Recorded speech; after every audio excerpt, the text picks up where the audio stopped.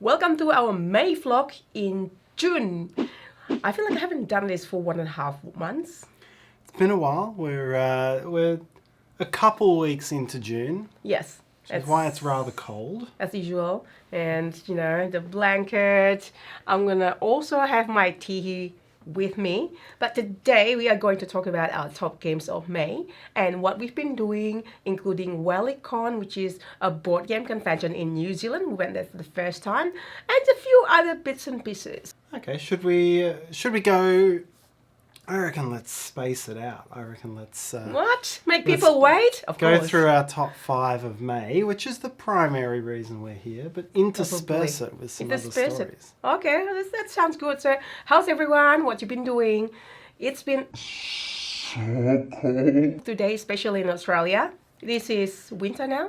Yeah, it's winter by the Australian calendar definition. And it's pretty early in winter for how chilly it's been, I must say. I would call it unseasonable. Unseasonable. Well, you have 4 seasons in one day in Melbourne, Australia, and that's where we are. I don't know why, but I don't know. I don't know why I don't put the heater on, but that's probably because of the camera will get overheat if it's too hot. So every time I complain, I'm like, nah, I should not complain. Anyways, we're having this snug mug, which is great mug that I got from Hillsville Chocolate 3. Yes, this is the mug that you can hold your hands around. It's still probably a little warm for that. I might do that later on once it's taken some heat out. Fair enough. So this is not a review of the mug, but this chocolate place in Hillsville is awesome. If you ever come to Melbourne, please do visit this. Well, my mug came from there. Your mug came from the op shop that I visited after I got my mug. I was like, no! It's so cheap, but it looks exactly the same. Yes. All right, so let's get into our top games. So what we're going to show you is the games that we play in May, no matter where the games come from. So whether it's a review copy, whether it's the games that came through for our... For paid content. Correct. And the games might not be new. It might not be... It might be probably a few years old. It's just anything that's new to us. Yeah. Most of that stack looks pretty new though. So I think we're going to see some new things here. Now, question is, the last couple of vlogs, it's been the one that you can't get. Yes, I think February in particular, I think I had 4 prototypes. How mean. But that's not the case here. I Yes. see. Let's get into it. Yeah, okay, let's do it. Let's get All into right, it. first one. First one is number 5 for both of us. And this is Rallyman Dirt. Yes. This is the latest iteration of the Rallyman GT. sequence. Yes. And it's sort of the base component of something that can be expanded into a couple of different Rallyman games. But this is a racing game. It's a time trial racing game, which is interesting. And you're kind of trying to solve a puzzle of what's the most efficient way to get around a dirt track. First time we play this, I get a bit frustrated because there are a few things that is intuitive. As you probably can imagine, something that is intuitive could also means it's not intuitive in terms of gameplay. Like, that doesn't make sense at the first play, but then once you get into it, okay, I see how this goes. That's one of those games. Yeah, what you're trying to do is you've got dice. You've got a sequence of dice that you can place, and there's a die for gear 1, a die for gear 2, 3, 4, 5, and 6, and some coasting dice where you can keep your pace. And you're trying to map out a path around the map, around the board, which you can only go up or down by 1 gear, or you can stay in gear unless you play breaks. And then once you've mapped out a path, you can either roll the dice once at a time, or all of them and then risk busted. If you roll certain numbers of hazards, then you bust it, and then you damage your equipment, and then you can't use some dice for the next you turn. get fewer dice and things like that. And you're really trying to puzzle it out because you want to finish each turn in as high a gear as possible, because that will reduce the time that goes on your time trial. But you need to be looking at the corners that are ahead and what dice you need. So it's a clever way of doing it. I usually like racing games, and this is quite intuitive on its own. I haven't played the previous version of this, so I couldn't really compare. Now, today, I mean, at the time of recording, this is on BGA, but beta version. And I think there's still a bit of bug there. We tried it. I'm just like, that doesn't work. I click here, I clicked here. Didn't work. Okay, so, but the Rallyman GT is on BGA, so you can check it out there. And I think what's quite clever and what makes it very rally feeling is that it is a time trial. Yeah. You kind of race yourself, but if you catch up, then you meet the next person on the track, which is very much how rally racing works. And it's good catch up, yes, for sure. So that's Rallyman Dirt. We went to New Zealand for travel. Yes. And that has been great. So New Zealand, some of you might have been there, some of you haven't. If you haven't, if you look into coming to Australia, I want to try to advertise Australia first before New Zealand. But you might as well go to New Zealand. It's only 4 hours from Melbourne. Yep. And it is amazing, great view. I'm going to show you some of the views we've seen, like the Lake Tekapo, Mount Cook, and just Hobbiton. That's just amazing places. And we went to Wellycon, which is board game convention in Wellington. Yes, Windy Wellington. Windy Wellington. We met Shem Phillips and Sam McDonald's and Bobby and Jay from 3 Minute Board Game. All the amazing people there, and it's very chilled out. It's very playing games heavy. There's not a lot of publishers or booths, but they are just people playing games. They're just like play to win. And yes. Yeah, there were a few. There were a few publishers and prototypes through the middle. There were no sales booths other than a swap and sell. So yeah. Oh, there's little ones as well. There were a couple, but it was my bad. There were a couple up the back of the room, but yeah, for the most part, it was very much a playing convention and good fun. Yes, unfortunately, I picked up a bit of cold and flu and cough from New Zealand. Possibly Wellycon, possibly elsewhere. It's not COVID, but it's flu. And I'm just recovering. You can probably hear my voice slightly different. But let's get into our number 4. Yes. Would you like to go first? You go first. Yours is on top. Okay, fine. Robo Rally Transformers. So, funnily enough, I have not been playing any of the Robo Rally previous versions. Finally get to play the Transformers version, and Transformers is great. So most of the things are similar. If you are familiar with it, the Transformer version has got your character is flippable. You can if you can go as a robot, you can go as vehicle. So you can do different things and going through different obstacles depending who you are.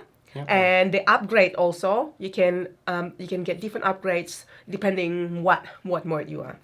Yeah, like vehicles can jump over the jump ramps, robots can go into the buildings, which vehicles can't, and robots have much more flexibility to shoot their opponents. That's right, a lot of shooting in this one. Basically, it is a programming game where you program all your movement trying to get to the flags. And you know how it is, right? You program your move, and then all of a sudden, you're not moving where you're supposed to, and then it's all chaos. So I'm actually surprised why I haven't played Robo Rallies before, only this one, because I always think that this game is very spatial rotation-y. Spatial rotation-y? Yeah, you know. Spatial. So, but it's not. It's my brain, Stella's brain friendly. So, highly recommend it. If you haven't tried it, if you like programming game, a bit of movement, a bit of competition. It's kind of like a race game as well, in a way. Yes. Robo Rally. And we'll jump to my number 4. Not the sort of game I would often have in this sort of a countdown. This is Harakiri. So this is a big, it's a massive campaign game. It's a very scripted campaign. And it's got 2 game modes that swap in between each other. So you've got a big map where you go around the map and you move and you resolve event cards that come up and you're trying to build up your characters. And this is set in a fantasy version of feudal Japan. And then you'll swap over to a grid-based skirmish type of encounter. It's not too complex. Often the thing which I find with some of those games there's lots of like spatial things to learn and tactical things to learn, but this one has a good level, I found. And you go between these scenarios trying to build up your characters, complete missions, go through the stories, and it's nice. It fits a good complexity level for me with this sort of game. So I thought it was really well put together.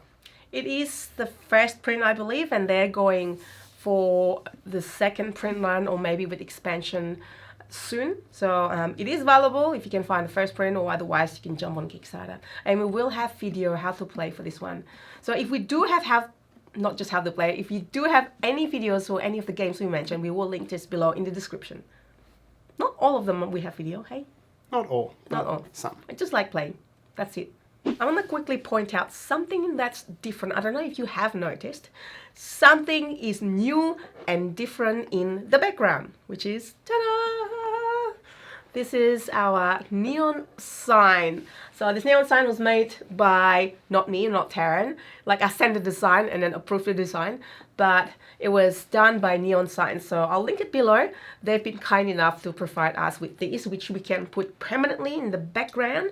And it's just, I love it. It's just like, you can control it with remote control, and you can change the brightness from 10% to 100%. Yes. Yeah, so. Should we do it? No. Okay. You don't want to blind people. That's true. We're like, what? So what is your highlight in our latest New Zealand trip, Tarrant? So it was a broad trip because we flew into Christchurch and we drove down the South Island as far as Milford Sound, and then ultimately out of Queenstown. We flew up to Wellington, and then we drove up the North Island via Taupo. So it was an ambitious week and a half. Not that ambitious. It was ambitious to do all. I reckon we could have. We're pretty fast-paced travellers, but I reckon we could have done another day or two probably and been pretty comfortable. I think the thing I enjoyed the most in Wellington was the Weta workshop tour. Yeah, I quite like movie practical effects. I've always found that quite interesting. And so, we were going through this thing. They had this whole section on how to do prosthetics. They had like their blacksmithing section where they make all of their armors that they use in movies. And they had all these various stunt versions of chainmail, like really cheap chainmail that goes in the background and expensive metal ones at the front. And it's just great to see how all of that is done practically, because I find that's so much, that sort of behind the scenes stuff is way more interesting than when it's all green screen for me. We couldn't really take any photos because we're not allowed. There's some like behind the scene. It's saying behind the scene, so you can't take it. But I did learn some makeup tricks. So I do like cosplay now and then. I mean, my short and sweet video, I do cosplay, but not so much as makeup, just costume. But this is like, okay, this is how you stick prosthetic. How do you make, how do you form prosthetic? What do you need? I was like, oh, that's interesting. So I really love that sort of thing. Plus, they give us a tip to make shapes of things, which is aluminum foil, or in Australia we call it aluminium foil, the right way. So, A way. Okay, fine. So yeah, that's all been very interesting. And my highlight, it's probably not Weather Workshop, although I'm quite impressed with it. My highlight would be Lake Tekapo. Has got the best color. It's so pure, it's so clear, and the color is teal. I'm just motivated. If I am a game designer, I'm motivated to do like Lake Tekapo, but I don't know what Lake Tekapo thing, what would that be? But because my hobby is making soap, I am motivated to make soap that color. It's just like so amazing, so clear. I just want to swim in it, but we can't because it was like really cold. Yes, glacial lake. So it is that color, I think, because it takes all the glacial powder down off the things and puts it there. But yeah, the lakes and the scenery, just the deepness of the lakes. Yeah, just amazing. It's reflective. Yeah, going out to Taupo as well and seeing huge lakes that could be oceans based on how far you can see, but knowing they're about 200 meters deep as well. Like the biggest lake in Australia dries up most of the time and is essentially a 2-meter puddle the rest of the time. So just a very big puddle. Well, I have a second highlight, which is the Hobbiton. This is the movie set, the original movie set from the franchise movies Lord of the Rings. So just amazing sets with all the hobbits. Like mainly the doors, just like the outsides are real, the inside is not real. But since December 2023, they made one area, one house set up like the real Hobbit house. It's amazing. It's just like the little details, and like they have somebody even to come every day or almost every day to put like fresh onions in the kitchen and things like that to make it more real. Just unbelievable. It's just mind-blowing, and just like I can't believe it. Yeah, it was a great tour. It was certainly, we were kind of in off-peak season, but I don't know if there is an off-peak season at Hobbiton. That was certainly the busiest place we went. Yeah, well, the rest is quite clear, like the geothermal springs. Yeah, that's like this is the tour of us, basically like the IP tour. So I recommend it probably to go there in low season. Let's get back to the game. This is my number 3. So this is a new solo or 2-player, but mostly solo kind of designed game by John D. Clare called Unstoppable. It's a card crafting game, so you know Mystic Vale. That kind of has that feel, but with a twist. Yeah, this is both card crafting and double-sided card crafting, so it's really quite a different progression of cards to what you're used to. You're building a deck, but you're not drawing cards automatically into that deck.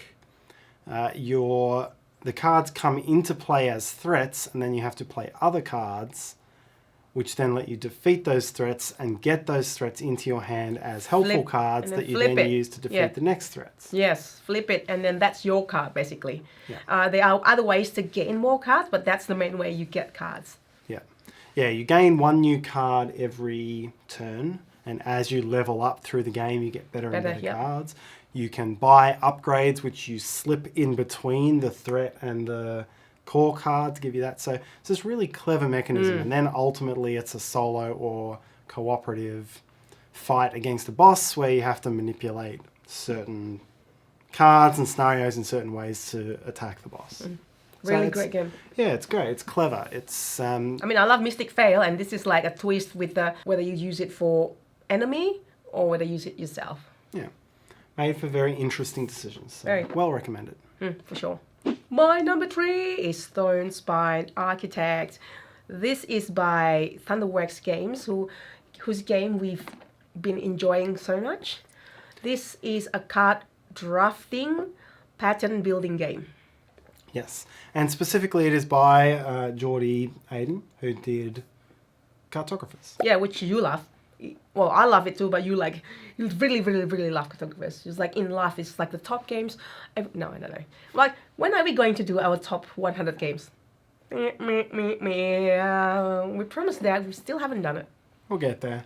Back to Stone Spine. Yes, this is a great game. It's just simple enough drafting where there are personal objectives that you have to get, and there's also ongoing objective they have to gain. Not ongoing objective, but kind of like common objective, but you can get it by bidding. So there's like a few interlocking things that makes this game really interesting. But essentially you draft the cards, you take the cards. Placement is important. Like things like you need to make a way of must connect from the entrance of the, I mean not must, but preferably connecting from the entrance of the dungeon to the end of the dungeon. So you're making dungeon like 4x4 of cards, and from it, like there are objectives that you have to meet, like you need to have goblin in certain area of your dungeon and things like that. You can collect treasure. What's really interesting is that money, you get money when you actually have it in the card, and also treasure. Treasure gives you money. So the more treasure you have, the more money you'll have the next round, because the money that you get on the cards from the previous rounds get covered from the cards from the next round. Yeah. So it's kind of like that balance, but then the cards might not be as good, might not give you points, might give you bad things, or things that give you minus points and so on. Yeah. But then that money also determines who gets the best chance to buy extra stuff to add to the dungeon. And the turn order, more money gets you there earlier. It's a really great game. I really recommend this one. What I'm going to show you quickly is the game called Captain's Chair.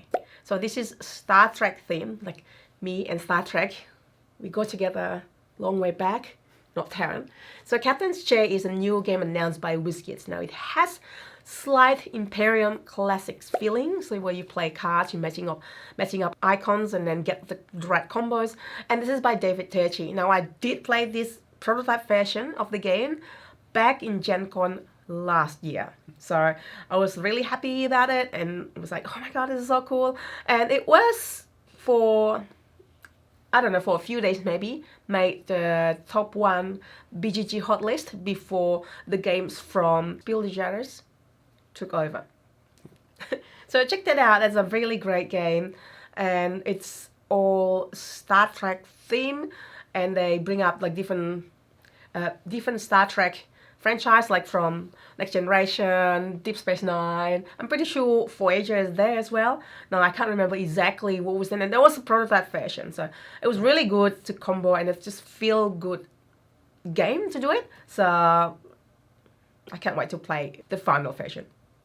I wish you played that, Tarrant. You probably liked it even more than Imperium Classic.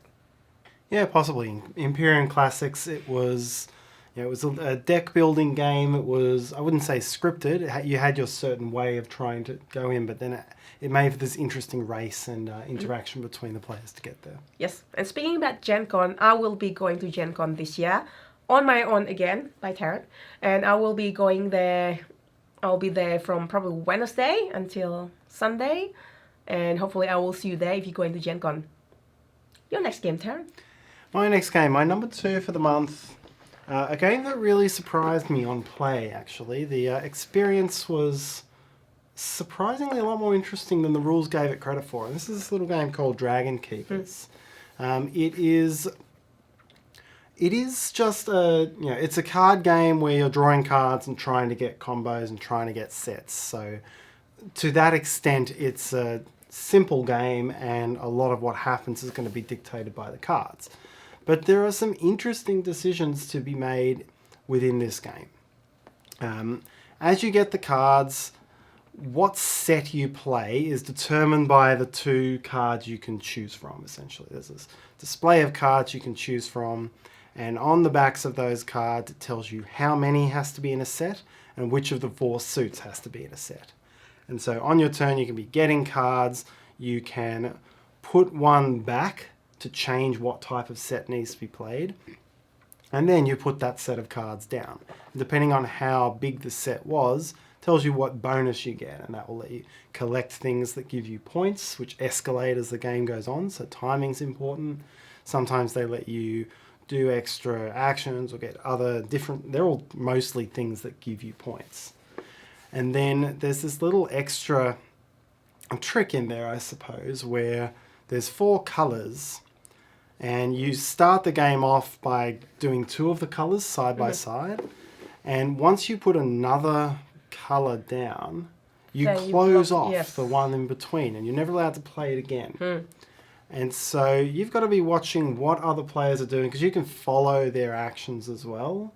You've got to be watching the cards that are coming out and what players are doing to just try to optimise when to do things. So it adds this strange little decision space that really... Interesting. Yeah, it doesn't... Yeah, I like that one as well. When you first see the rules, it doesn't do... Again, it looks like it's just draw cards, play sets, which is a very boring sounding game, but it's got this little extra bit of decision space that's very, very clever. I agree. I like that too. A couple more updates. I should say we haven't been doing live playthrough in our channel. We used to do it every Sunday, every week, almost never missed it. But since the last thing happened with the family, I don't need to mention it now, but I feel like, I don't know, I kind of like lost the energy to do live playthrough. It's just that just dealing with some stuff with the family, and I feel like it's probably making me more introverted, and therefore not doing things live feels a little bit less scary. Does that make sense? Hopefully that makes sense. I'm sorry if you have been going to our live playthrough. I'm not too sure if we're going to have it again or when we're going to have it, but if we do, this is going to be on a different channel, which takes me to a different announcement. I don't know if you have heard it. We have a second channel, which is at the moment only has the shorts. So all shorts, I put it there in Meeple University, shorts and live. Hence, if we are going to do live playthrough, it'll be that channel. So I'll link that below as well so you can have a look and then subscribe if you like. But, you know, just like little, I don't know, 15 seconds to 60 seconds shorts, board game related. Just check it out. Hopefully you'll enjoy that. So my number 2 game now is Thorgal the card game. So this is prototype copy. And I did a video short and sweet for the Kickstarter. So this is an icon matching area control. So the area control is not too bad.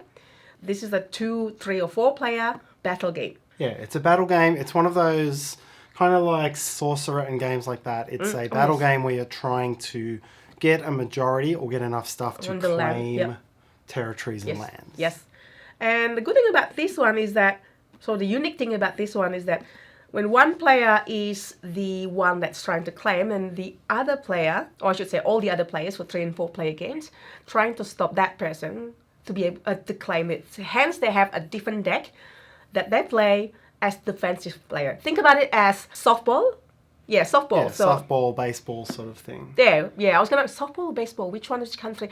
All of them. So one team. Yeah, one team is the what do you call it? The aggressor, the attacker, and the other one's the defender. Yeah, only one person is trying to score at a time. When you're not trying to score, you're just being defensive. And in this one, you have a completely different deck, which is like it's like having a bat when you're doing this, and having a ball and glove when you're over here. Yes.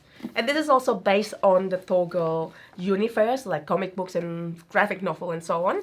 And another thing that I like in this game is that you have 7 actions which you can use, either draw cards from your deck to your hands or play it as currency.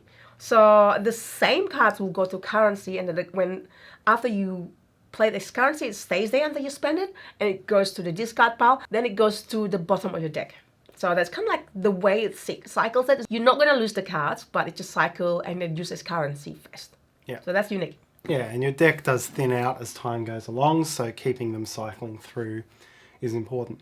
Yeah, I'm also impressed by the attack and defense thing in this game. It's not something you see very often. It's something that I've often thought about that in my mind as something that would be very interesting in a board game. And the way they've done it here with completely different decks, and completely different decks, but a slightly different set of rules, so you don't have to completely relearn what you're doing, is a really nice balance. So if you've been enjoying this vlog, and also I want to hear from you what you've been up to because of the lack of live playthrough. I haven't get the chance to chat to you. I love reading your comments, and that's what I miss the most from not doing live playthrough. So please let me know what you've been up to, what games you've been up to, what holiday have you been, what board game convention you'll be going. Please write in the comments and I'll get back to you. So yes, Tarrant. What's going to happen to that guy? What that guy? Who's that guy? Poor old Aussie back there. Oh yeah. Aussie the wizard. He doesn't have an outlet to be a jerk without. What? Yeah, he was a jerk. He's a jerk. Yeah. Okay. So I don't know. We'll see. Usually, they usually appear in the secret ending of our playthrough. Good point. We'll find something. Okay. Yeah. To our number 1 game. Yes. Would you like to go first? So you go first. All right, I'll go first. Yeah. Yours is on top. Okay. There we go. Yours also on the floor. So my number 1 game for the month was Stone Spine Architects.